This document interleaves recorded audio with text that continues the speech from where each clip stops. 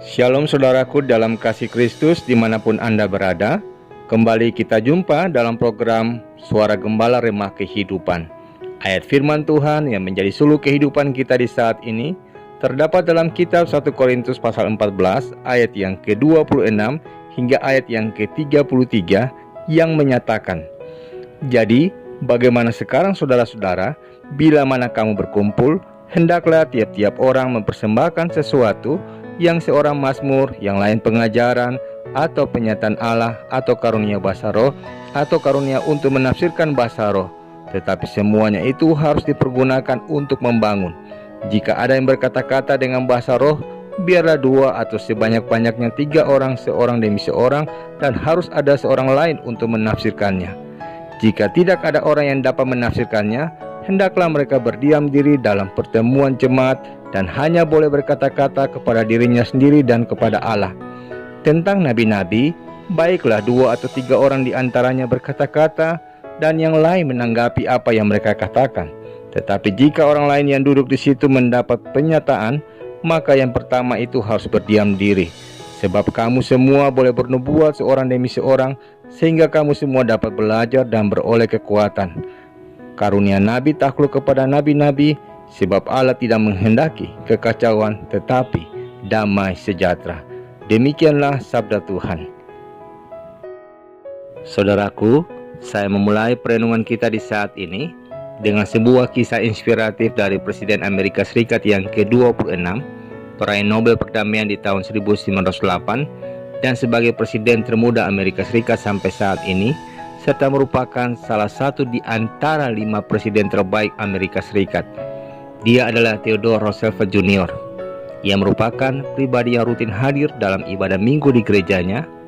Kebiasaannya itu pun ia lakukan selama menjabat sebagai Presiden Amerika Serikat. Bila mana ia absen karena melakukan tugas negara di luar kota atau luar negeri, pendeta gerejanya akan selalu menerima surat atau pesan via telepon.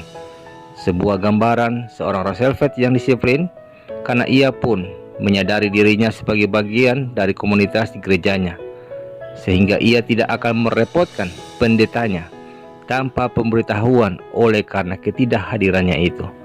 Sebuah sikap humble, karena Roosevelt menyadari statusnya di gereja adalah dalam tanda petik domba, dan pendetanya adalah dalam tanda petik seorang gembala. Ia tidak menempatkan dirinya sebagai Presiden Amerika Serikat di komunitas Kristiani di gerejanya, karena ia tahu menempatkan dirinya. Betapa indahnya bila mana setiap orang tahu menempatkan diri atau memposisikan dirinya. Mengapa? Sebab jika setiap orang bisa menempatkan dirinya dengan baik dan benar, maka yang terjadi adalah keteraturan. Keteraturan merupakan hal yang dikehendaki oleh Tuhan. Bukankah Tuhan membangun kehidupan manusia dalam keteraturan juga? Kisah penciptaan dalam kitab Kejadian menyaksikan bagaimana Allah menciptakan hukum alam dengan tertib, teratur, harmonis, dan sempurna untuk manusia. Hal yang sama dalam kehidupan persekutuan gereja Tuhan. Gereja yang sehat adalah gereja yang hidup dalam ketertiban, hidup dalam keteraturan, bukan asal-asalan, bukan semrawut atau sembarangan.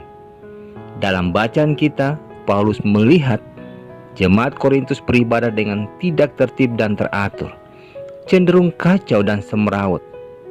Ayat 23 menjelaskan bagaimana jemaat Korintus berkata-kata dalam bahasa roh secara bersama-sama tanpa ada yang menafsirkan dalam suatu pertemuan ibadah.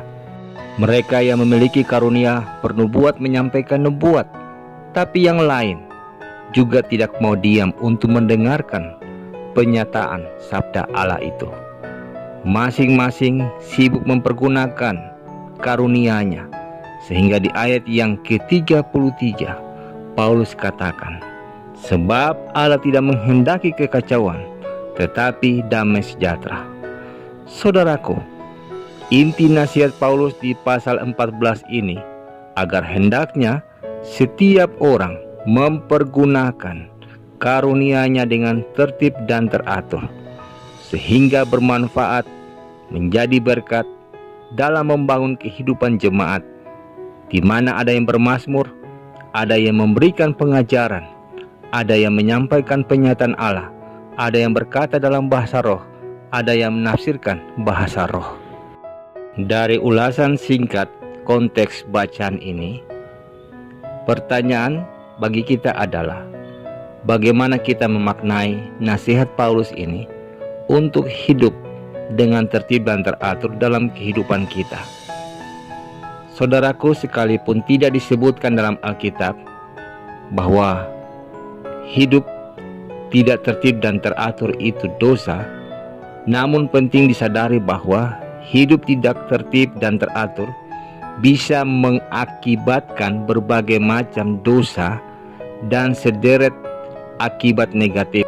Misalnya saja, tidak tertib dan teratur dalam merawat kesehatan dan sembrono soal makanan akan menyebabkan penyakit datang. Tidak tertib dan teratur dalam pekerjaan bisa membuat kita dipecat. Tidak tertib dan teratur dalam mengelola hal keuangan membuat kita bangkrut. Tidak tertib dan teratur dalam berkendaraan mengakibatkan kecelakaan yang fatal. Tidak tertib dan teratur dalam berbusana menyebabkan orang punya cara pandang yang negatif, bahkan tidak jarang kejahatan terjadi. Bahkan dalam konteks kita hari ini yang diperhadapkan dengan pandemi COVID-19, akibat publik yang tidak hidup tertib menaati sejumlah petunjuk protokol kesehatan dari pemerintah untuk memutuskan penyebaran COVID-19, dan sejumlah elit politik yang tidak satu pandangan dan suara dalam menjalankan aturan yang dibuat, serta adanya respon negatif masyarakat Indonesia atas kinerja pemerintah yang dianggap antara ada dan tiada dalam menghadapi COVID-19, muncullah hashtag Indonesia Terserah. Padahal untuk memutuskan mata rantai COVID-19 dibutuhkan kerjasama semua elemen masyarakat dan pemerintah yang di dalamnya ada umat Tuhan, yaitu saudara dan saya. Dibutuhkan kesatuan berpikir dan bertindak yang padu untuk hidup tertib dan dengan rendah hati membangun kerjasama yang baik dan benar. Karena di saat kita melatih hidup kita untuk tertib dan disiplin, maka shalom Allah dan berkat Tuhan akan menyertai. Namun di saat kita tidak mau hidup tertib, maka berbagai ragam masalah akan datang dalam hidup kita. Belajar hidup tertib dalam seluruh bidang kehidupan, sebagaimana Tuhan kehendaki dalam firman-Nya di saat ini. Tertib artinya melakukan secara teratur dan penuh disiplin. Awalnya mungkin sulit, saudaraku, tapi jika kita membiasakan untuk hidup tertib secara kontinu, maka akhirnya kita justru merasa sulit jika harus tidak tertib. Sudahkah sebagai umat Tuhan kita menempatkan diri secara tepat di tengah kehidupan gereja, persekutuan, masyarakat, dan bangsa, sehingga terciptanya keteraturan dari disiplin hidup yang tertib, sehingga bukan kekacauan yang dihasilkan, melainkan shalom Allah. Amin. Ibu bapak, saudara-saudaraku, mari kita tunduk kepala, kita sehati dalam doa. Ya Tuhan Yesus yang mengasihi kami bersyukur karena kesempatan dan anugerah kesehatan kepada kami untuk terus berkarya. Berikanlah kami hikmat dan rahmat-Mu yang memampukan kami, agar kami dapat mempergunakan semua karunia secara teratur. Tolonglah kami, agar kami bisa disiplin sehingga dengan keteraturan dan ketertiban hidup kami, shalom Allah boleh dinyatakan.